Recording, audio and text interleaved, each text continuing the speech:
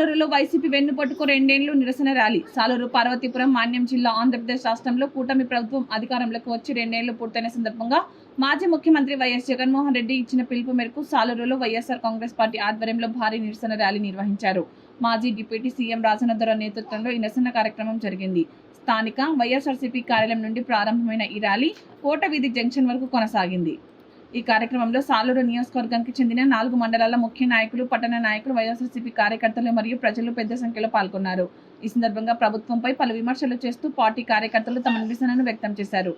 నియోజకవర్గ వ్యాప్తంగా కూటమి పాలనలోని లోపాలను ఎత్తి చూపుతూ వైఎస్ఆర్సీపీ నిరసన కార్యక్రమాలు కొనసాగిస్తుంది. చంద్రబాబు నాయుడుకు శాసనసభలో అడిగితే పరిటాల రవిని జగనే చంపించాడంటే అక్కడ శాసనసభలోనే సిపిఐ ఎంక్వైరీ ఇచ్చాడు రాజశేఖర్ గది. మనిషి అంటే అలాగ ఉండాలి, పాలన అంటే అలాగ ఉండాలి. నా కొడుకు తప్పు చేస్తే ఉరి తీయండి అని చెప్పాడు రాజశేఖర రెడ్డి గారు. కానీ ఈరోజు మీరు సిపిఐ ఎంక్వైరీ వేయండి డిఎస్ మీద. కూడా 20 లక్షల ఉద్యోగాలు ఇస్తానని చెప్పారు. కేవలం డిఎస్సి మాత్రం ఇచ్చేసి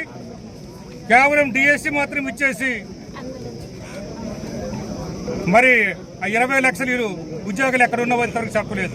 6 లక్షలు ఇచ్చామని చెప్తున్నారు. ఆ 6 లక్షలు కూడా శాతపత్రం ఇవ్వమని చెప్పాము. ప్రభుత్వ శాఖల్లో ఎన్ని ఇచ్చావు, ప్రైవేట్ శాఖల్లో ఎన్ని ఇచ్చావో ఇవ్వమని కూడా అడుగుతున్నాము. దానికి కూడా ఎంతవరకు జవాబు ఆయన ఇవ్వడం లేదు అసలు. అలాగే ఇల్లు స్థలాలు చూడండి. పట్టణంలో 2 సెంట్లు ఇస్తానని చెప్పారు.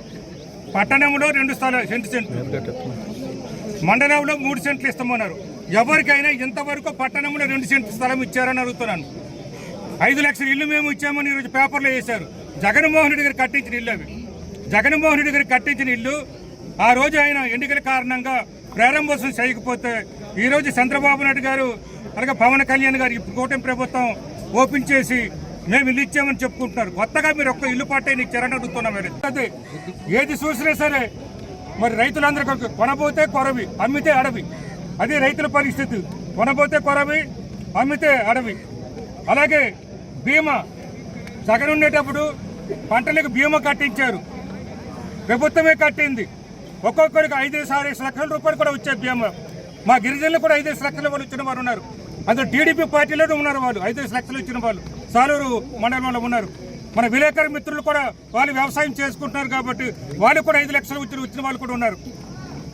ఈరోజు పంటలు పోతే రైతు కిరోమని ఏడుస్తున్నాడు. రైతు దుఃఖంలో మునిగిపోయినాడు. అన్నదాత సుఖీబావ కాదు, అన్నదాత దుఃఖీబావ అయిపోయింది అన్నమాట అది.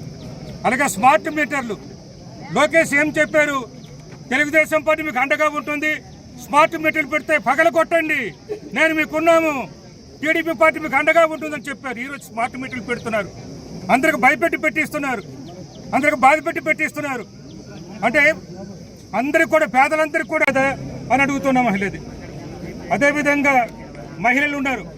మహిళలకు 10 లక్షల రుణం, అంత వడ్డీ లేకుండా 10 లక్షల రూపాయలు ఇస్తామని చెప్పారు. మహిళలకు ఇచ్చారని అడుగుతున్నాం. మహిళది ఒక్క అమ్మకైనా ఒక్క చెల్లికైనా ఇచ్చారని అడుగుతున్నాం. మహిళలకు ఒక్క అమ్మకి కానీ ఒక్క చెల్లికి కానీ ఆయన ఇవ్వడం లేదు అసలు. అంటే మహిళలకు కూడా ఎన్నుపోటు పథకము పుడిసారని చెప్పుకుంటున్నాం. అలాగే రైతు ధరలు చూడండి, మీరు ఏ ధర అయినా చూసుకోండి. జగన్ ఉండేటప్పుడు మొక్కజొన్న ఎంత కొన్నాము, ఇప్పుడు మొక్కజొన్న ధర ఎంత ఉన్నదో మీరే చూసుకోండి. అది మొక్కజొన్న కొనుగోలు సెంటర్లే పెట్టలేదంటే మరి రైతుల మీద ఈ ప్రభుత్వం కొనే ప్రేమ ఏమిటో ఒకసారి ఆలోచించండి.